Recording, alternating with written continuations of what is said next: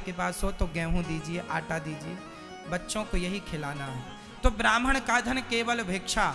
ये दास अनिरुद्ध ने भी, हमने भी बचपन में बहुत भिक्षा मांगी है, हमने भी भीख मांगी है, क्योंकि ब्राह्मण का धन भिक्षा ही होता है ना।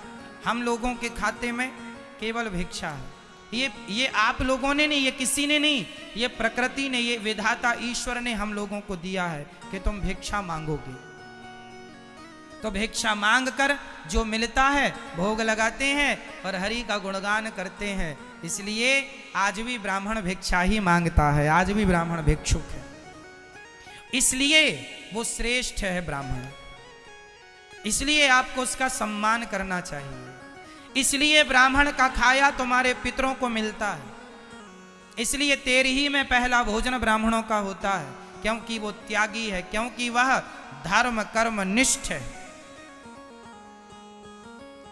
और आप लोग कहते हैं महाराज जी आजकल के ब्राह्मण तो बिगड़ गए हैं। माना कि आज कुछ ब्राह्मण रास्ता भटक गए हैं, तो याद रखो भले रास्ता भटक गए हैं, उनको सही रास्ते पर सत्संग लाएगा। आप उनको बताएं कि आप ब्राह्मण हैं, आपके लिए यह काम अच्छा नहीं है, आप समझाएं। और कई ये समझो कि अग्नि भले चिता की ही क्यों ना हो, आग भले चिता की ही क्यों ना हो, पर वो पूरे जंगल को जलाकर भस्म कर सकती है, भले चिता की आग क्यों ना हो। उसी प्रकार ब्राह्मण कितना भी अपने कर्मों से गिर जाए, पर फिर भी यदि उसे कोई परेशान करे तो उसके अंदर से यदि बद्दुआएं निकलें तो उस बद्दुआ की आग से कोई भी भस्म हो सकता है। इसलिए किसी की बद्दुआएं ना लीजिएगा, बस ये मेरी प्रार्थना है। किसी की मैं, चाहे ब्राह्मण हो, क्षत्रिय हो, वैश्य हो, शूद्र हो, किसी की बद्दुआएं ना लीजिएगा, किसी की बद्दुआएं ना लीजिएगा। रावण ने ब्राह्मण को लात मार के निकाल दिया। रावण का भाई विभीषण, चलो भाई है पर ब्राह्मण है, और ब्राह्मण को भी ब्राह्मण का अपमान नहीं करना चाहिए। आप ब्राह्मण हैं, इसका अर्थ ये नहीं कि आप किसी ब्राह्मण का अपमान करेंगे। ब्राह्मण के लिए भी पूज्य है, ब्राह्मण के लिए भी वंदनीय है। इसलिए किसी भी ब्राह्मण का अपमान नहीं। आज भी आप लोग देखते होंगे, आपके गांव में जो पंडित जी होंगे, वो आज भी गांव के पंडित जी आज भी भिक्षा मांगकर अपना पेट भर रहे होंगे। आज जमाना कहां से कहां चला गया, पर पंडित जी भिक्षा ही मांग रहे हैं। क्यों?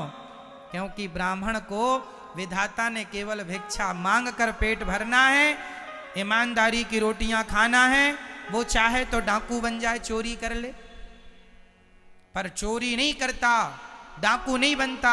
वो कहता भिक्षा मांग कर खा लूंगा, पर कभी किसी के साथ अन्याय नहीं करूंगा। इसलिए उसका त्याग, उसकी तपस्या उसे श्रेष्ठ बनाती है। इसलिए ब्राह्मणों का सम्मान स्वयं भगवान करते हैं।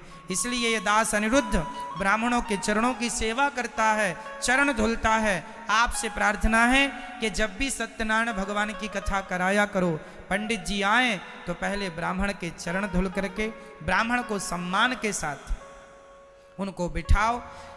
एक ब्राह्मण को आदर देना सीखिए। ब्राह्मण के सम्मान से भगवान प्रसन्न होते हैं, और ब्राह्मण केवल सम्मान चाहता है। वो तो भिक्षा मांगता है, उसकी तो हालत सब जानते हैं, पर वो सम्मान चाहता है।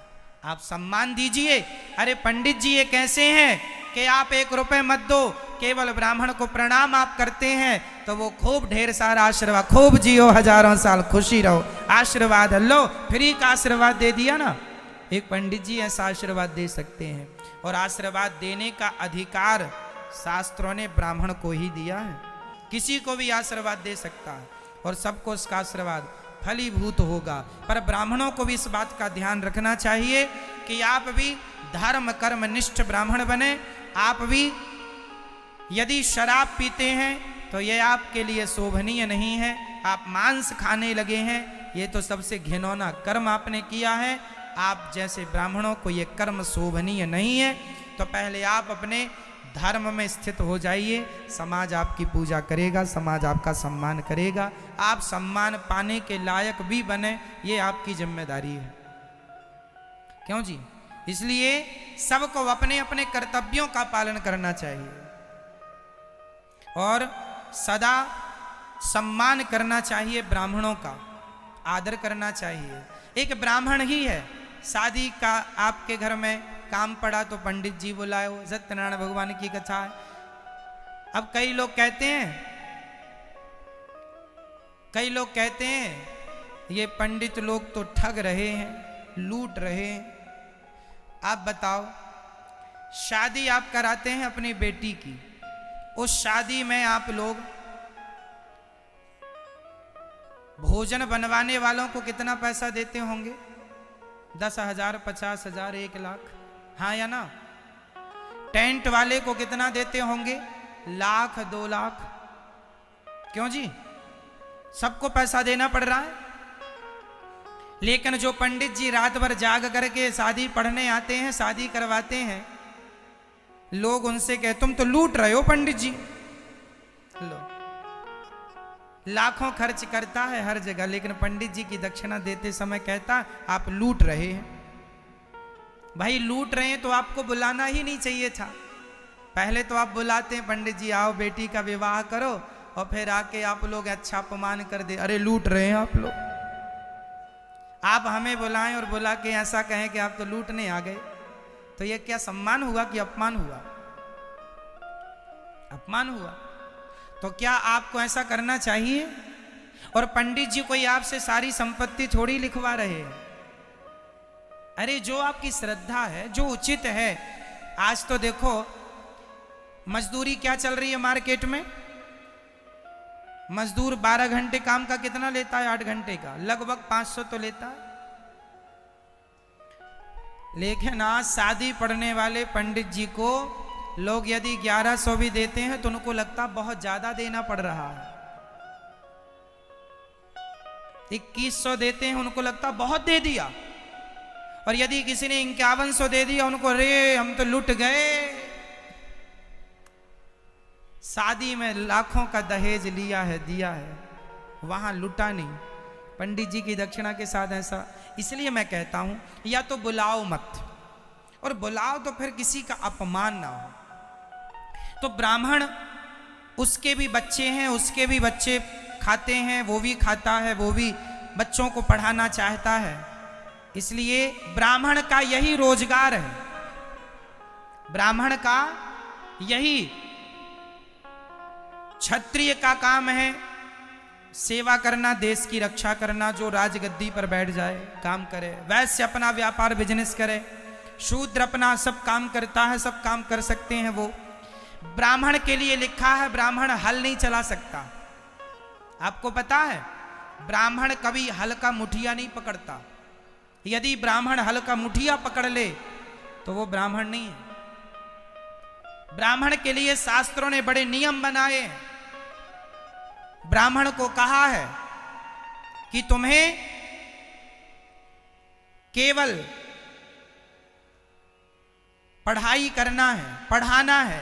पढ़ाने की जिम्मेदारी ब्राह्मणों की हुआ करती थी। चाणक्य ने पढ़ाया चंद्रगुप्त को, पांडवों को गुरु द्रोणाचार्य ने पढ़ाया। पहले के जमाने में पढ़ाई लिखाई समाज को ब्राह्मण कराते थे, अच्छी शिक्षा देते थे। उससे जो मिल जाए वो भी शिक्षा बेचते नहीं थे, पैसा तय नहीं। जैसे आजकल के जो टीचर हैं ये तो तनख्वाह लेके पढ़ाते हैं, ये तो नौकरी करते नौकर हैं। आज के लोग नौकरों से पढ़ती है, इसलिए नौकरी नौकर ही बनती है। पहले गुरु से पढ़ते थे इसलिए गुरु बनते थे। इसलिए देश को विश्व गुरु कहा जाता है। यहाँ का प्रत्येक आदमी गुरु है। लेकिन आज गुरु नहीं बन सकता, क्योंकि वो शिक्षा हमारे देश में कभी बेची नहीं जाती थी। हमारे भारत में कभी शिक्षा बिकी नहीं है। हमारे यहाँ सब बच्चों को गुरु लोग निःशुल्क पढ़ाते थे, कोई पढ़ाने का चार्ज नहीं। पांडवों को पढ़ाया गुरु द्रोणाचार्य ने 1 रुपए शुल्क नहीं लिया। चाणक्य ने पढ़ाया चंद्रगुप्त को 1 रुपए शुल्क नहीं लिया। हमारे यहाँ वशिष्ठ जी ने पढ़ाया राम जी को 1 रुपए शुल्क नहीं लिया।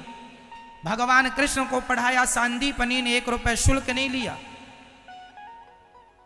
शुल्क का कोई विधान नहीं है। हमारे भारत में शिक्षा फ्री होती थी, कोई शुल्क नहीं, सब पढ़ो, सबका अधिकार है पढ़ने में, पढ़ो। और ब्राह्मण सुदामा जी भी पढ़ाते हैं, और जो पढ़ाने से मिल जाए उससे गुजारा करते हैं। भिक्षा मांगकर उसके बाद भिक्षा मांग लो, अपना गुजारा करो। इसलिए ब्राह्मण तपोनिष्ठ है, त्यागनिष्ठ है, इसलिए आदर हम सबको करना चाहिए। तो भगवान शिशुपाल, दंतवक्र और शाल्व को ठीक करते हैं। धर्मराज युधिष्ठिर का यज्ञ परिपूर्ण हुआ, यज्ञ को भगवान ने पूरा किया। जब यज्ञ पूरा हुआ उसके बाद यज्ञ पूरा नहीं हुआ, 1 घंटा लटका दिया था कि ये घंटा बजेगा नहीं, जब तक नहीं बजेगा तब तक यज्ञ पूरा। सारे लोगों ने भोजन करा लिया, घंटा नहीं बजा, चरणों में गिर पड़े युधिष्ठिर, भगवान कैसे बजेगा घंटा? बोले कोई भूखा है, कोई भूखा है। तुरंत गए, कौन भूखा है देखें, तो जंगल में एक चांडाल, भोजन नहीं किया उसने, बैठा था। धर्मराज युधिष्ठिर ने सम्मान उसे लाकर भोजन कराया, और जब भोजन किया तो घंटा अपने आप टन टन टन टन करके बजने लगा, यज्ञ पूरा हो गया।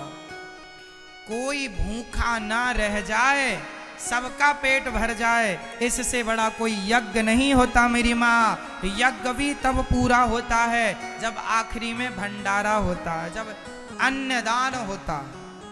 क्यों जी? कोई धरती का एक यज्ञ ऐसा नहीं है जो बिना भोजन के पूरा हो जाए। इसलिए यहाँ गौरी गोपाल अन्न क्षेत्र जो चलता है, ये अन्न यज्ञ चलता है। हजारों साधु रोज यहाँ भोजन करते हैं। मुझे लगता है हजारों साधुओं ने भोजन कर लिया तो हर साधु का पेट यज्ञ कुंड है। हजारों यज्ञ कुंड में आहुतियां चली गईं, यही अन्न यज्ञ है। हजारों संतों को पेट भर यहाँ भरपेट भोजन मिलता है। गौरी गोपाल जी की का अन्न क्षेत्र आप लोगों से मेरी विनती है, आप भी बंटवा सकते हैं अपनी ओर से एक दिन का अन्न क्षेत्र।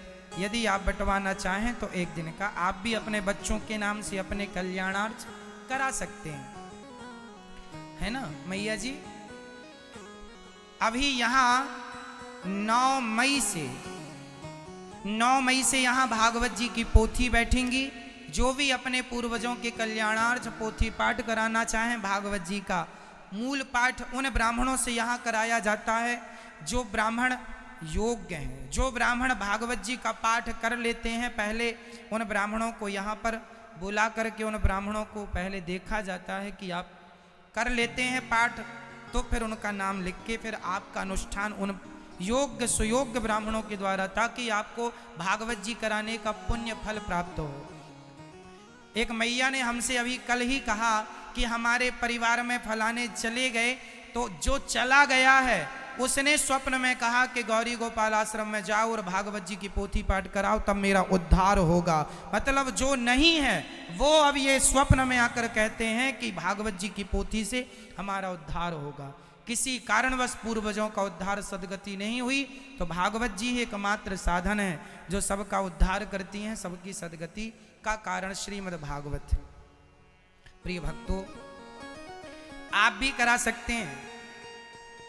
अब चलते हैं भगवान की पावन उस कथा में जहां भगवान के भक्त से जुड़ी कथा। भगवान के एक परम भक्त का नाम है सुदामा। कृष्णस्यासीत् सखा कश्चित् ब्राह्मणो ब्रह्मवित्तमः विरक्त इंद्रियार्थेषु प्रशांतात्मा जितेन्द्रियः। कृष्णस्यासीत् सखा कश्चित् ब्राह्मणो ब्रह्मवित्तमः। सुदामा जी ब्राह्मण है। कैसे ब्राह्मण है? त्यागनिष्ठ, तपोनिष्ठ, त्याग और तपस्या भरी पड़ी है। विरक्त इंद्रियार्थेषु, विरक्त है, किसी चीज में आसक्त नहीं है, कोई आसक्ति नहीं, कुचैलम मलिनम क्षामम ध्वजम धमनी संततम। फटे पुराने कपड़े सुदामा जी पहनते हैं और अपने जीवन का निर्वहन करते हैं। छोटी सी पूंस की झोपड़ी है, घास पूंस की झोपड़ी है। बच्चों को पढ़ाते हैं, शिक्षा से जो कोई कुछ दे दे तो मिल जाए, नहीं तो 5 घर जाते हैं, भिक्षा मांगते हैं और जो मिल जाए सो लाकर बच्चों को खिलाते हैं। गरीबी है पर सुदामा के अंदर भगवान का प्रेम अथाह अथाह। एक दिन द्वारिकाधीश रोने लगे, श्री कृष्ण रोने लगे। माता रुक्मणी ने कहा, भगवान क्या हुआ? क्या बताऊं रुक्मणी, मेरा भक्त है, खाने को रोटियां नहीं, पर मेरी सेवा बराबर करता।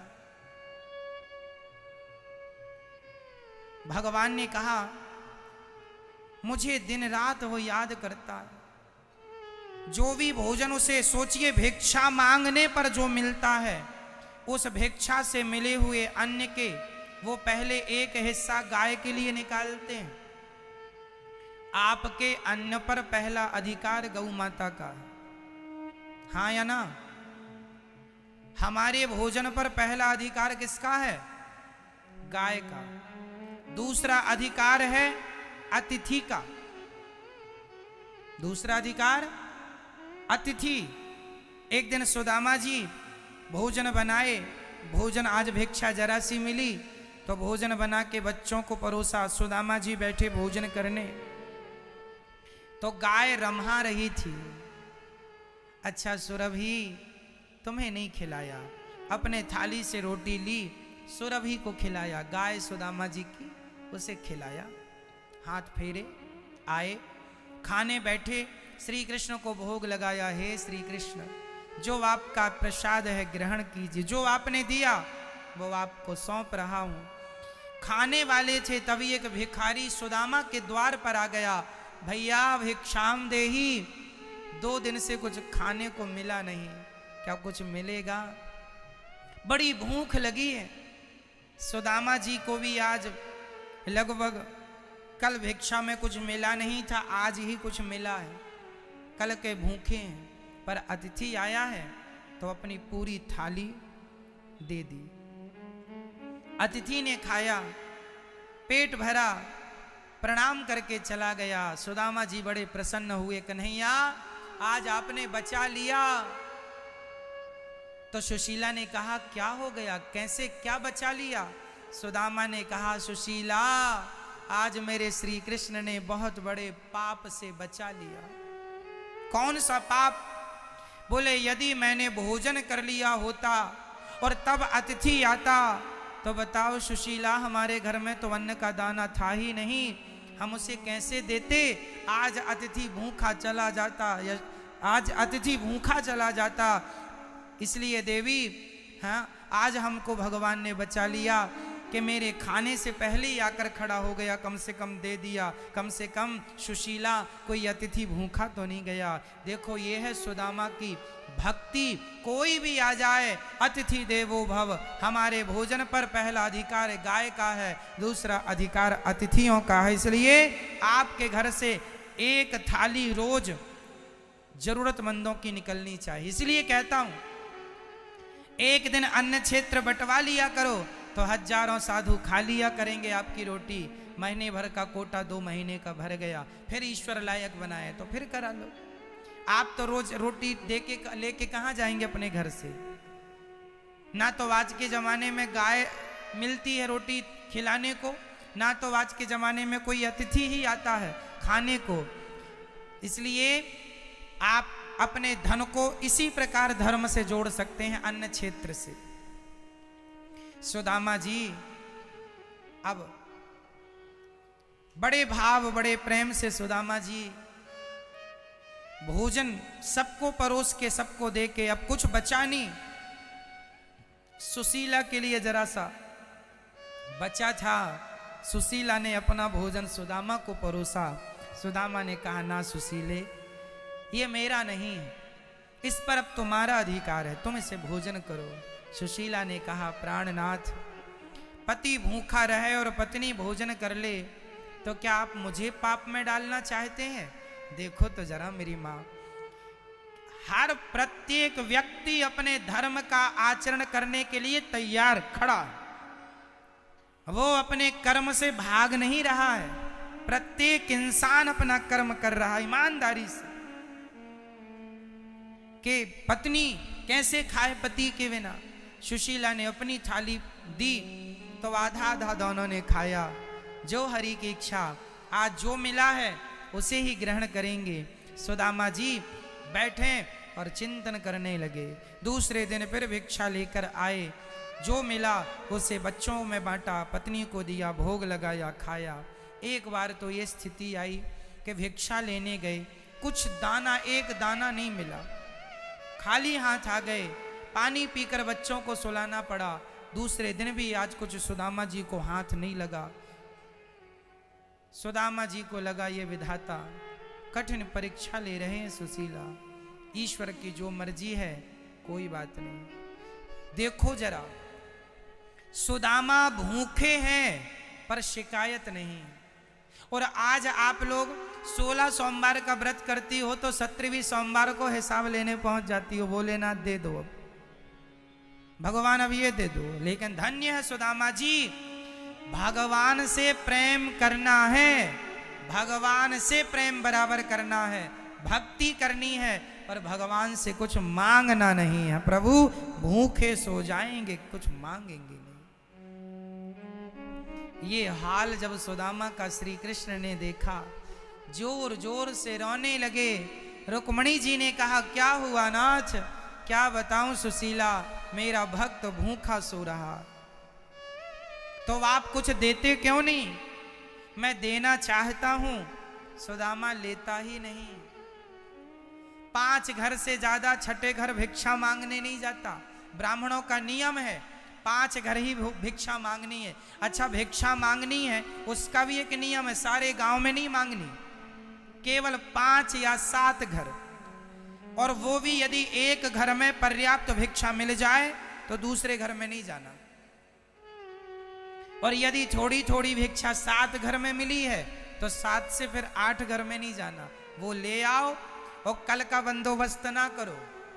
ये नहीं कि पूरे गांव में आज ही मांग लो तो महीने भर चले ना जी, आज मांग लो कल फिर मांग लेना। यही ब्राह्मण का धन है। ब्राह्मण को धन केवल भिक्षा, वो संग्रह में नहीं उलझता। इसलिए जो है वो सब भगवान का है। ऐसी थिंकिंग रखने वाला ब्राह्मण या कोई भी सदा सुखी रहेगा। ज्यादा हाय हाय नहीं करना। प्रिय भक्तों, श्री सुदामा जी के पास आज श्री कृष्ण एक ब्राह्मण बन के आए और भिक्षाम देही मांगा। अकेली सुशीला घर में थी। अरे ब्राह्मण देवता आप आए हैं, आइए। सुशीला ने ब्राह्मण देवता को बिठाया और ये ब्राह्मण देवता आज कोई और नहीं है, साक्षात भगवान श्री कृष्ण हैं। देखो, इसलिए कहता हूं सबसे अच्छी बातें करो, सबका सम्मान करो, ना जाने किस रूप में नारायण मिल जाए।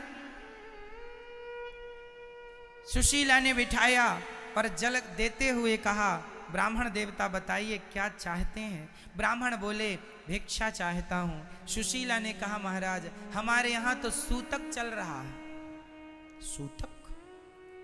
अच्छा, सूतक में दान ना देना चाहिए ना लेना चाहिए। सूतक में दान नहीं दिया जाता ना लिया जाता। सूतक के घर का दान नहीं लेना चाहिए, है ना? जब शुद्धि हो जाए तब दान लेना चाहिए। सूतक में दान नहीं लेता कोई और ना लेना चाहिए।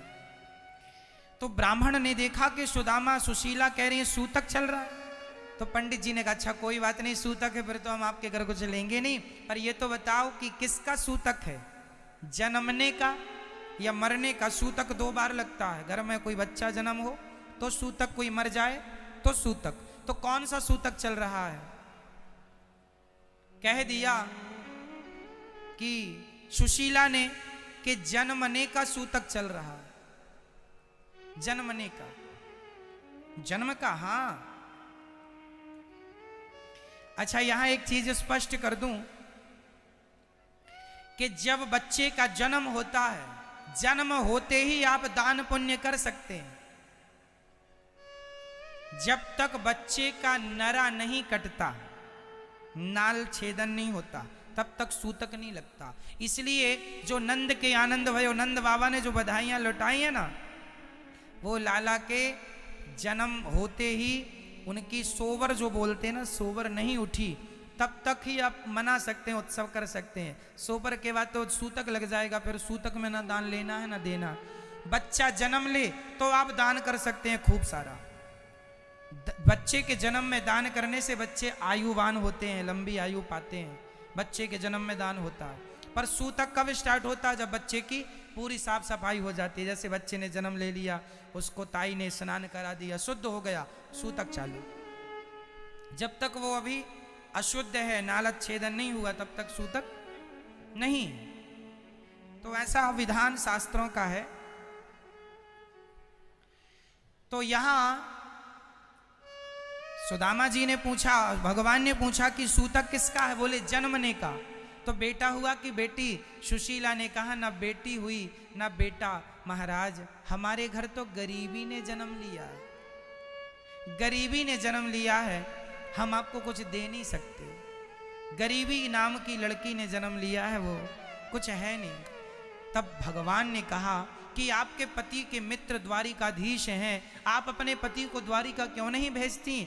आज सुशीला को पता चला कि मेरे पति के मित्र द्वारिकाधीश हैं। ये कहकर भगवान देखिए किसी न किसी रूप में अपने पास बुलाने के लिए आ जाते हैं। सुशीला ने सुदामा जी से कहा कि आपके पति द्वारिकाधीश हैं? हाँ।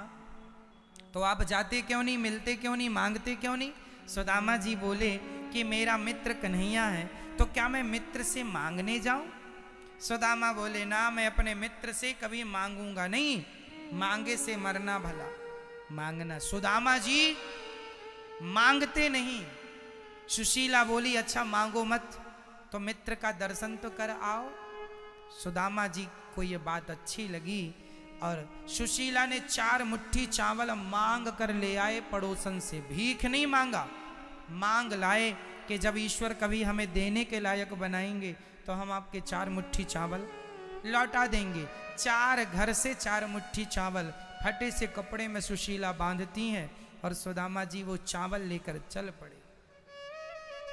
चले जिस कपड़े पर सुशीला ने चावल बांधे थे, वो कपड़े की भी कथा है कि एक बार सुदामा जी जब उज्जैन में भगवान के संग पढ़ते थे तो सुदामा जी को ठंडी लगी, तो भगवान ने अपना पीतांबर उड़ा दिया था। सवेरे सुदामा ने धुलकर जब दिया तो भगवान ने कहा कि अब ये मुझे मत दो, आप अपने पास रखो। सुदामा वो कपड़े को प्रसाद मानकर संभाल के रखते और जब भी कभी कन्हैया की याद आती उस कपड़े को उठाकर देख लिया करते। वो यादें ताजा हो जाती कि श्री कृष्ण ने कभी मुझे ये पीतांबर उड़ाया था। आज उसी पीतांबर का एक कोना फाड़ करके और सुशीला ने चावल बांधे हैं कि कन्हैया अपने मित्र को आप भूल भी गए हो तो ये पीतांबर याद रखना जो कभी आपने अपने मित्र को उड़ाया था। क्योंकि बड़े होने पर लोग अपने मित्रों को कहाँ याद रखते, पर सबकी तरह श्री कृष्ण तो नहीं थे। सुदामा जी चले, चलते चलते चलते चलते सुदामा, रास्ता का कोई पता नहीं, कहाँ जाना है कैसे पहुंचना है कोई अता पता नहीं, चल पड़े, बस चल पड़ना हमारा काम है भक्तों, और उस मंजिल तक पहुंचाना खुद द्वारिकाधीश का काम है। चल पड़े सुदामा जी, चलते चलते चलते चलते चलते थक गए। एक पेड़ की छांव में सुदामा जी बैठ गए। अब आगे कहाँ जाएं, कोई रास्ता समझ में नहीं आ रहा, कहाँ चले जाएं। सामने नदी थी, इस तरफ जंगल था, कोई पगडंडी भी नजर नहीं आ रही है, कहाँ चले जाएं सुदामा। जब देखो आपको कोई रास्ता नजर ना आए तो सच्चे दिल से भगवान का स्मरण कर लो। जब तुझसे न सुलझे तेरे उलझे हुए धंधे तो भगवान के इंसाफ पे छोड़ दे ए बंदे, वही तेरी मुश्किल आसान करेगा, जो तू ना कर सका वो भगवान करेगा। छोड़ दिया उस पर और सुदामा जी बैठ कर चिंतन करने लगे, श्री कृष्ण आप ही रास्ता दिखाइए, श्री कृष्ण श्री कृष्ण श्री कृष्ण श्री कृष्ण जपने लगे। तभी स्वयं भगवान ही गाड़ी लेके आ गए, बैलगाड़ी। जाने लगे, बाबा कहाँ जाना है? सुदामा जी बोले, भैया द्वारिका जाना है। अरे मैं भी वहीं जा रहा हूं, बैठ जाओ गाड़ी में। सुदामा जी बैठ गए, चली गाड़ी। अच्छा ये बताओ, आप पर जब भी कभी मुसीबत आई होगी, जब भी कभी कोई संकट आया होगा, तो ये याद रखना कि उस मुसीबत, उस संकट में कोई ना कोई आपका साथ देने जरूर आया होगा। क्या ये सत्य है? बोलो। तो आपको पता हो ना हो, आज हम आपको याद दिलाएं कि जब आप पर कोई मुसीबत, कोई संकट आई और उस समय जो आपका साथ देने आया वो कोई और नहीं, उस रूप में स्वयं भगवान ही आपका साथ देने आए, आपकी रक्षा करने आए। पहचान, ईश्वर तो सब जगह है, बस पहचानने की बात है। लोग जानते हैं, पहचानते नहीं। जान रहे हैं कि ईश्वर है सब जगह, पहचान नहीं पाते कि यही भगवान है। सब जगह है, नहीं नहीं, जो तुम्हारा साथ दे रहा है वो इस रूप में ईश्वर है। इसलिए साथ देने वाले को कभी धोखा ना देना।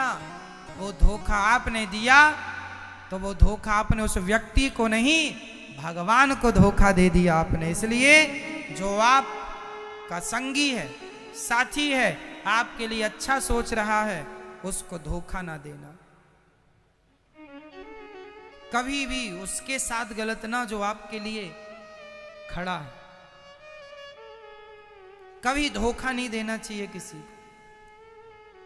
आज के जमाने में यह है कि आप जिन पर विश्वास करते हैं वही आपका विश्वास तोड़ देते हैं, वही आपका विश्वास तोड़कर चले जाते हैं। इसलिए जो आप पर विश्वास करे उसके किए विश्वास की रक्षा आप करिएगा।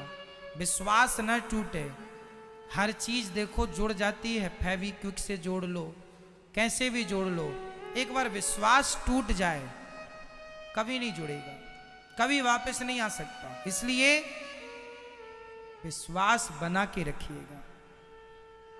इन बातों का आपको विशेष ख्याल रखना चाहिए। सुदामा जी गाड़ी पर बैठे चल पड़े। चलते चलते सुदामा द्वारिका पहुंच गए। गाड़ी से उतर गए। भैया धन्यवाद आपका, आपने पहुंचा दिया। चले सुदामा जी लाठी टेकते हुए, थके हैं ना बहुत, पांव में छाले पड़ गए हैं, चला भी नहीं जाता। पुराने से कपड़े हैं, शरीर जर्जर हो चुका है। फटे कपड़े पहन के पूरी द्वारिका में ऐसे फटे कपड़े वाला आज पहली बार देखने को मिला। सब लोग कह रहे हैं भैया कौन हो? हम सुदामा हैं। कहाँ जा रहे हो? श्री कृष्ण से मिलने जा रहे हैं। क्यों?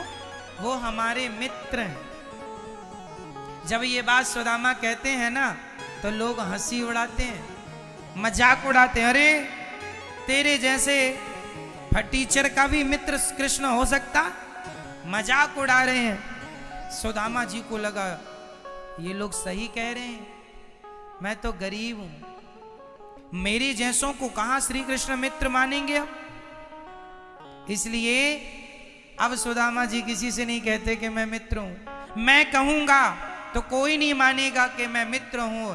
जब तक वो ना कह दे कि मैं मित्र हूं इसका, तब तक मैं नहीं कहूंगा कि मैं मित्र हूं। चुप हो गए सुदामा।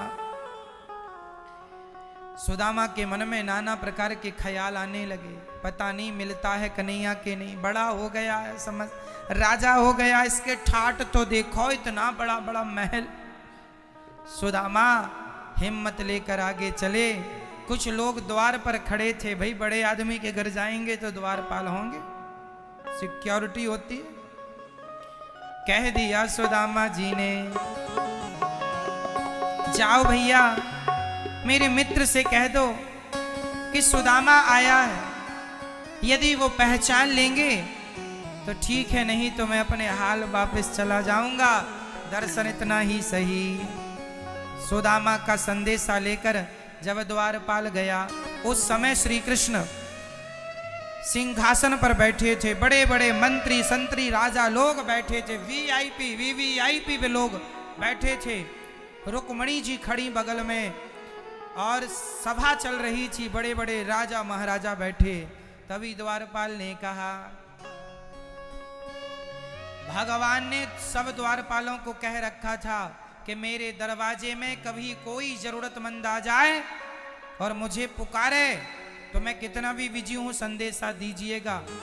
देखिए भगवान का राज जैसा था, न्याय ऐसा था कि भगवान तुरंत न्याय करते हैं, कोई भी आए सबके लिए कृष्ण तैयार है। द्वारपाल ने कहा, शीश पगाना जगा तन में, आही जाने को आही बस के ही ग्रामा, धोती पड़ी सी लटी दोपटी और आए हो पासन की नहीं सामा, द्वार खड़ो ध्वज दुर्बल एक, रहो चाकी सो वसुधारा भी रामा, दयाल को नाम बतावत अपनो नाम सुदामा, पूछत दयाल को नाम बतावत अपनो नाम सुदामा।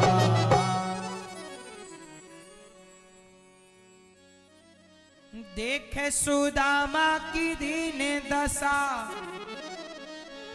शीश पगाना जगा तन में, आही जाने को आही बस के ही ग्रामा, धोती फटी सी लठी दुपट्टी और पायों पासन की नहीं, द्वारे खड़ो ध्वज दुर्बल एक, द्वार पे खड़ा है, ध्वज मतलब ब्राह्मण, बड़ा दुर्बल है, द्वारे खड़ो ध्वज दुर्बल एक, रहो चकी सो वसुधाया भी रामा, पूछत दीन दयाल को नाम बतावत अपनो नाम सुदामा। वो आपका नाम पूछ रहा है और अपना नाम सुदामा बता रहा है। जैसे ही सुना सुदामा आए, दौड़ पड़े द्वारिकाधीश, सुदामा सुदामा, दुपट्टा गिर गया, अस्त व्यस्त हो गए, सिंहासन से उतरे नहीं, सिंहासन से कूद गए। अब बताओ कौन ऐसे संबंध निभाता है भैया आज के युग में? दौड़ पड़े भगवान, सुदामा के पास पहुंचे, सुदामा की हालत देखी, हड्डियां दिखाई पड़ रही हैं, भगवान ने गले से लगाया और गले से लगाकर जब सुदामा को देखकर रोए मेरे मित्र। सुदामा ने कहा, कन्हैया बड़ी देर लगा दी आपने आने में। भगवान ने कहा, मित्र देर हमने नहीं, देर आपने द्वारिका आने में लगा दी। कोई इतनी देर लगाता है? सुदामा ने अपने आप को भगवान से दूर कर लिया, गले लगे थे, अब दूर खड़े हो गए। सुदामा जी को लगा मेरी हड्डियां बहुत ज्यादा निकली हैं ना, कन्हैया का शरीर बड़ा कोमल है, कहीं मेरे शरीर कन्हैया के शरीर में मेरी हड्डियां चुभ ना जाए, इसलिए सुदामा दूर खड़े हो गए। ऐसा भाव सुदामा जी का, खड़े हो गए हैं दूर, दर्शन कर रहे हैं। अब सुदामा ने भगवान को प्रणाम किया, दर्शन किया, जाने लगे। सुदामा जी ने कहा, आज्ञा दो कन्हैया। जब जाने लगे तो द्वारिकाधीश ने हाथ पकड़ लिया, मित्र कहाँ जा रहे हो? हम आपको कुछ देना चाहेंगे। सुदामा ने कहा, प्रभु आप क्या देंगे? जो देना था आपने दे दिया। क्या दे दिया मैंने? कुछ भी तो नहीं दिया ना कन्हैया। जब भगवान गले लगे ना, पूरी द्वारिका के लोग खड़े टुकुर टुकुर देख रहे थे।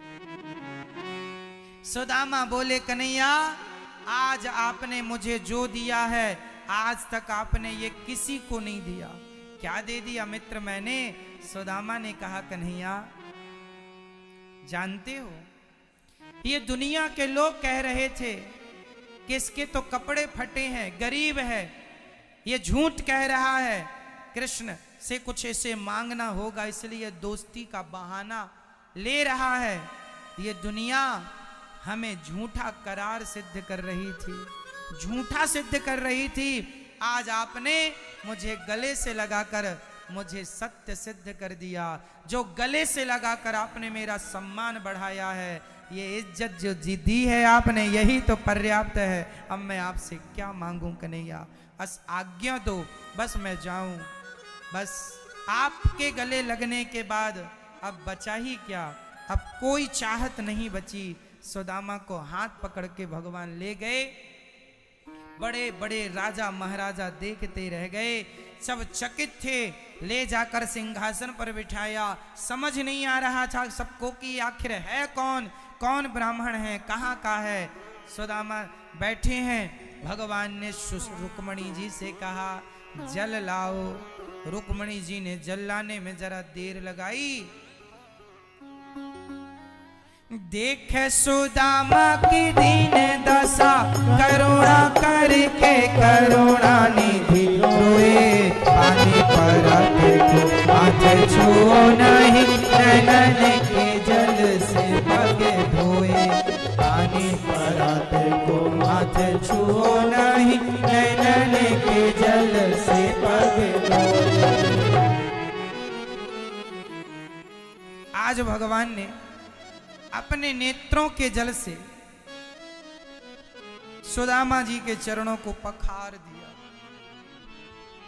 चरणों को धुल दिया भगवान ने नेत्रों के जल से। अब आप जरा विचार करो कि भगवान द्वारिका के राजा एक सामान्य इंसान से मिल रहे हैं, उसके लिए चरणों को धुल रहे हैं, चरणों को नेत्रों के जल से धुल रहे हैं। ये क्या है? यही भगवान की भगवत्ता है। भगवान कहते हैं कि कोई मेरा बन जाए तो मैं भले बैकुंठ का राजा हूं, परंतु कोई मेरा बन जाए तो मैं उसके लिए अपना बैकुंठ, अपनी द्वारिका छोड़ सकता हूं। अपने भक्त के लिए छोड़ दी, सिंहासन पर बिठाया सुदामा। अपने भक्त को भगवान अपनी सिंहासन पर बिठाते हैं और खुद भक्त के पांव धुलते हैं। न जाने कौन से गुण पर दया निधि रीझ जाते हैं, यही सदग्रंथ कहते हैं, यही हरि भक्त गाते हैं। सुदामा जी पर भगवान की अत्यधिक कृपा हुई, विशेष कृपा हुई। और भगवान ने कहा मित्र ये बताओ मेरी भाभी ने क्या दिया है। सुदामा पोटरी छिपाने लगे। पोटरी भगवान ने छीनी, वो कपड़ा याद आ गया जो पीतांबर उठाया था। वाह मेरे मित्र, अभी तक संभाल के रखा है मेरी यादों को। सुदामा ने कहा कन्हैया आप जैसे मित्र को भी क्या कोई कभी भूल सकता है? पोटरी खोली भगवान ने, मुट्ठी चावल मुट्ठी में भरे, कच्चे चावल, एक मुट्ठी चावल ग्रहण किया और खाते हुए कहा वाह मेरे मित्र, जो स्वाद मुझे आज इन चावलों में आ रहा है वो द्वारिका के 56 भोगों में भी मुझे नहीं आया ये स्वाद, क्योंकि वो चावल प्रेम में भीगे हुए, प्रेम रस है उनमें। दूसरी मुट्ठी चावल की भरी और जब ग्रहण करने लगे मां रुक्मणी ने हाथ पकड़ लिया, इसलिए कि प्रभु सब आप ही खा लेंगे, ऐसे भक्तों का प्रसाद हम सबको भी तो मिले थोड़ा थोड़ा।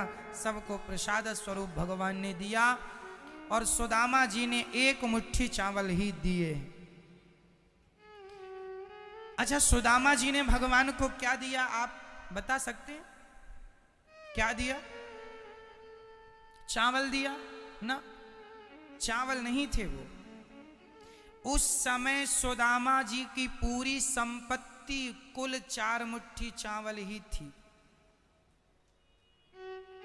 तो सुदामा ने चावल नहीं बल्कि अपना सर्वस्व सुदामा जी ने भगवान के कदमों में डाल दिया। मैं अपने सर्वस्व आपको चढ़ा रहा हूं, सब कुछ दे रहा हूं, सब दे दिए। यही है, सब कुछ जब आप देते हैं तो फिर भगवान आपको बहुत कुछ देते हैं।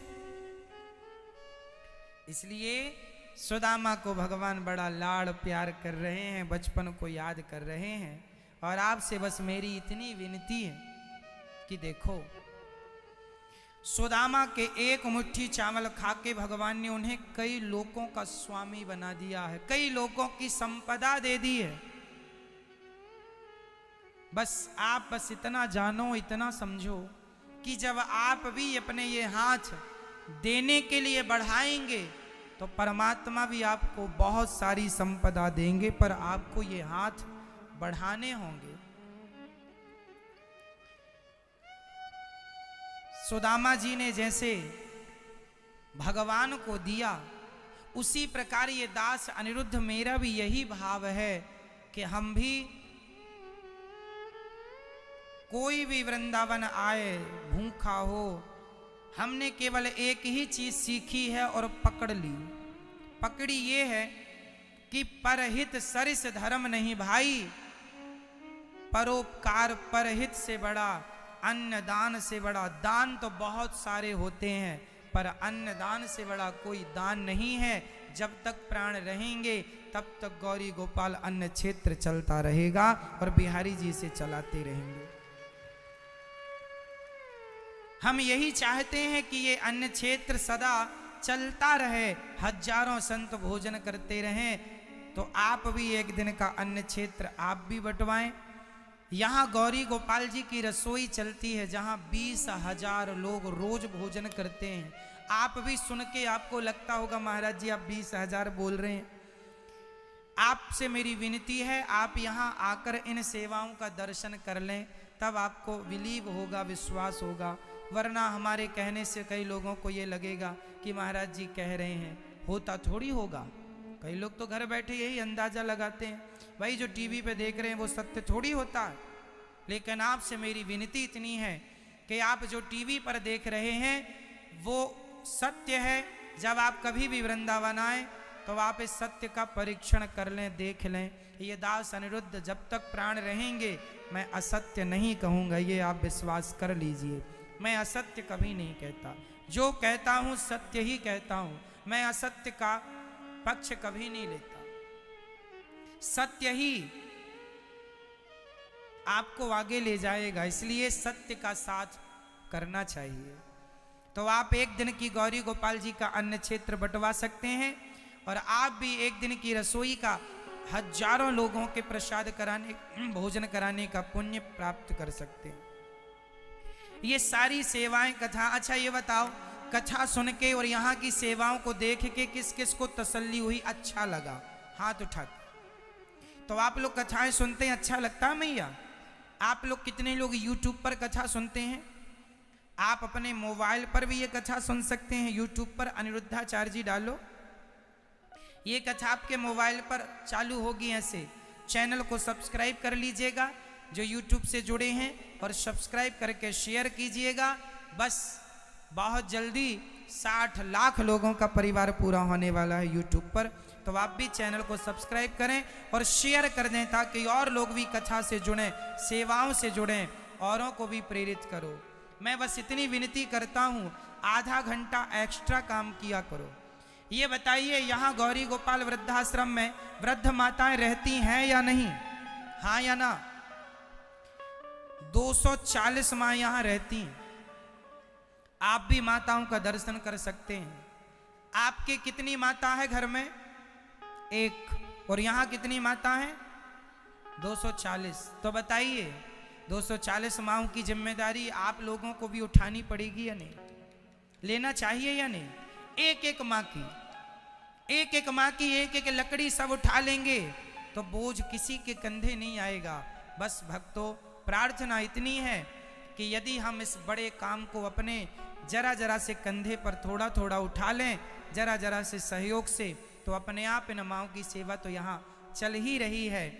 यहाँ पूरा आश्रम भर चुका है, हमने किराए से ले रखा है, वो भी पैक हो गया। बहुत जल्दी एक बड़ा आश्रम बनने जा रहा है जहाँ 1000 माएँ रह सकेंगी। आप भी एक कमरा बनवा के इन वृद्ध माँओं को समर्पित कर सकते हैं। एक कमरे की छत डलवा दें या एक वृद्ध माँ को गोद लें, जरूर आप किसी वृद्ध माँ का सहारा बने, एक माँ को गोद लें।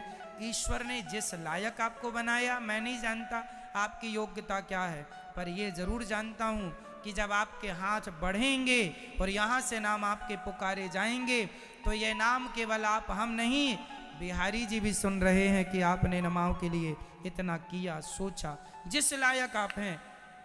आइए, कुछ भक्तों ने अपने नाम पहुँचाए हैं, वृद्ध माओं की सेवा से जोड़ा है, अन्य क्षेत्र की सेवा। गौरी गोपाल गुरुकुल बनने जा रहा है, यहाँ सबको निःशुल्क विद्या अध्ययन कराई जाएगी, तो वेद और विज्ञान पढ़ाया जाएगा। तो आप भी इन सेवाओं से जुड़ सकते हैं। कुछ दानवीर महापुरुषों के नाम हैं, आइए सुने। सुनने के बाद अभी होली का दर्शन होगा, कथा भी शेष रह गई है, आप सुनिएगा। और आइए भगवान से प्रार्थना करते हैं, विधाता जिन भक्तों ने इन वृद्ध माओं के लिए सोचा है, जिन भक्तों ने गौरी गोपाल अन्न क्षेत्र या रसोई के लिए अपने धन को पहुंचाया है, सेवाएं पहुंचाई हैं, विधाता आप उन पर कृपा कीजिए, सब पर कृपा कीजिए और धन धान्य देकर उन्हें कृतार्थ कीजिए। सीधा थे। बड़ी ही सुंदर पावन रस में मंगलमय कथा का श्रवण पन्नापुर हम सभी लोग कर रहे थे और सुंदर सी पावन सी कथा के साथ में सुंदर सी सेवाओं के बारे में जान रहे थे, जो सेवाएं यहाँ सीधा वृंदावन में चल रही हैं। आप जितने भी श्रद्धालु भक्तजन मेरे प्यारे भाई बहन यहाँ पधारे, आप सभी उन सेवाओं को देखा है, कैसे यहाँ माओ की सेवा हो रही है, कैसे यहाँ अन्य क्षेत्र चलता है, कैसे वो सभी सेवाएं यहाँ हो रही हैं जिनके बारे में बताया जा रहा है। मतलब साफ है, जो भी आपको बताया, जो भी आपको दिखाया जा रहा है, वो यहाँ सभी वास्तव में हो रहा है। एक बार जोरदार तालियां पूज्य सद्गुरुदेव भगवान के लिए और मेरे प्यारे उन सभी दानवीर महापुरुषों के लिए जो अपने योगदान के हाथ आगे बढ़ाते हुए अपने धन का सदुपयोग सही जगह कर रहे हैं। एक ऐसी जगह है जहां वास्तव में आपके सहारे की आवश्यकता है। आइए अपने योगदान के हाथ आगे बढ़ाते हुए हम भी इस धर्म के कार्य में अपनी भागीदारी निभाएं और अपना कल्याण तो हम करेंगे ही, थोड़ा जीवन में कुछ अच्छा करते हुए पुण्य भी कमाएंगे। आइए अपने योगदान के हाथ आगे बढ़ाते हुए दानवीर महापुरुषों के नाम सुने, जिन्होंने अपने योगदान के हाथ आज के इस मंगल दिवस में बढ़ाते हुए अपने आप को जोड़ा है। आज की श्रेणी में श्रीमान संतोष श्रीवास जी आप हमें प्राप्त करनी चाहिए। पृथ्वी से सीखा कि पृथ्वी सहनशील होती है, हमें भी सहनशील होना चाहिए। ऐसे 24 गुरु पृथ्वी वायु अग्नि आकाश सबको, चंद्रमा सूर्य कबूतर पृथ्वी वायु आकाशा मापोग्निश चंद्रमा रवि कपोतो जगरः सिंधु पतंगो मधुकृत गजः मधुहारिणो मीनः पिंगला कुर्रोर्भकः कुमारी शरकृत सर्प ऊर्ण नाभि सुपेश कृत। सारे यादव आपस में जब भगवान ने लीला पूरी की, 125 वर्ष की लीला पूरी हो गई ठाकुर जी की, अब भगवान के जाने का समय है। भगवान ने अपने पूरे परिकर को परम धाम भेजा। देवकी वसुदेव माँ यशोदा गोपियाँ सारे लोग भगवान अपने गौलोक धाम सबको पहुँचा रहे हैं। प्रभास क्षेत्र में सारे यादव आपस में लड़के चले गए। एक प्रद्युम्न के पुत्र अनिरुद्ध के पुत्र वज्र बचे, जिनके आज यादव लोग संतान हैं। भगवान के पांव में एक बहेलिये ने बाण मारा। भगवान जब लीला पूरी करके जाने लगे तब भक्तों ने कहा, प्रभु हम आपके बिना कैसे रहेंगे। भगवान बोले, हम जा नहीं रहे, भागवत में समा रहे हैं। जहाँ जहाँ जब जब ये भागवत प्रकट होगी, जहाँ जहाँ होगी, हम वहाँ वहाँ प्रकट होकर अपने भक्तों का दुख दूर करते रहेंगे।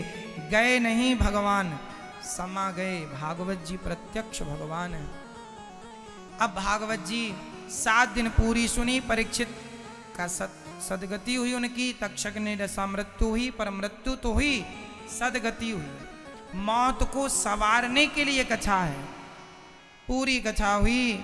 पहले दिन की कथा में ध्रुव आपने सुना, माँ भक्ति महारानी का दुख दूर हुआ, ज्ञान वैराग्य का दुख दूर भागवत से हुआ। दूसरे दिन की कथा में आपने सुना कि भगवान ने बड़े प्रेम से परीक्षित को चार स्थान परीक्षित ने कलयुग को दिए। द्यूतम पानम स्त्रियः सूना, जुआ शराब से बच के रहिएगा। तीसरा दिन की कथा में ध्रुव चरित्र, चौथे दिन जन्मोत्सव, पांचवें दिन बाल लीलाएं, छठवें दिन आज रुक्मणी मंगल के साथ कथा भगवान के श्री चरणों में आइए समर्पित करते हैं। सभी गाएंगे, बोलिए नाम संकीर्तनम यस्य, नाम संकीर्तनम यस्य सर्व पाप प्रणाशनम, सर्व पाप प्रणाशनम, प्रणामो दुख शमनस, प्रणामो दुख शमनस, तम नमामि हरिम परम। तम नमामि हरिम। भगवान के पांव में जब बहेलिए ने बाण मारा, भगवान परम धाम को चले गए। परम धाम को गए, पूरा परिकर चला गया। जो भगवान का नाम जपेगा, जो भगवान का कीर्तन करेगा, सदा भगवान उसको अपनी कृपा प्राप्त कराते रहेंगे। इसलिए कहीं भी रहो, कुछ भी करो, भगवान को भूलो कभी मत। बोलो हे श्रीमन नारायण, मैं आपको कभी भूलू नहीं। हे नाथ, मैं आपको कभी भूलू नहीं।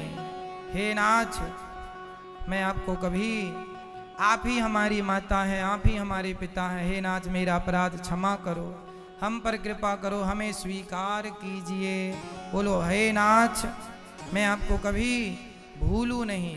सदा अपने घर में आधा घंटा कीर्तन करना श्रीमन नारायण का। नित्य भगवान मेरे संग हैं, ये भाव, ये अनुभूति हो। 7 दिन की कथा में लगभग सभी विषयों पर चर्चा हो चुकी है। आप रिवीजन कर सकते हैं, कथाओं को फिर YouTube पर सुन सकते हैं। सुनाने में हमसे कोई अपराध बना हो, 7 दिन में आप लोगों का कोई दिल दुखा हो, कोई कष्ट हुआ हो, तो आप सभी से हम क्षमा चाहते हैं। कोई ना कोई अपराध तो देखो बन ही जाता है। कोई गलती हुई हो, त्रुटि हुई हो वाणी से या आपकी व्यवस्थाओं में, तो उसके लिए क्षमा कीजिएगा। और आप अपना प्यार जरूर बरसाते रहिएगा, सदा कथाएं सुनते रहिएगा। बस आपसे यही भिक्षा मांगना है। मैं आप सभी से यही भीख मांगता हूँ कि आप सदा कथाएं सुनते रहें और भगवान को सदा याद करते रहें। यही भिक्षा मांगता हूँ आपसे। सदा सुखी रहें, सदा प्रसन्न रहें, आप सदा प्रेम से रहें। हमारे श्रीमान मुकेश सूचक जी के लिए सुंदर तालियां। आप मंच पे आएँ और भागवत जी का प्रसाद ग्रहण करें। श्रीमती दुर्गा बहन सूचक जी, आप आए और भगवान का पावन, आपने कथा सुनी, भगवान का पावन चरित्र अनुसरण किया। भगवान आप सबको सुखी रखें, भगवान की कृपा आप पर बनी रहे। श्रीमान हरविलास जी भी मंच में आए, श्रीमती अनीता राजपूत जी आप भी मंच में आए और भागवत जी का ये पावन प्रसाद ग्रहण करें।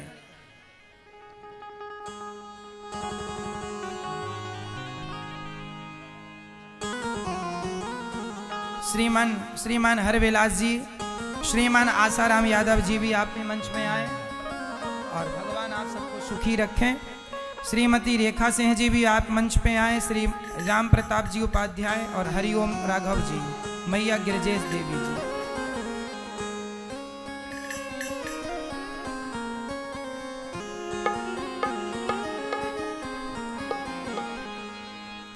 श्री आइए अब होली का भी पावन दर्शन करें सब लोग।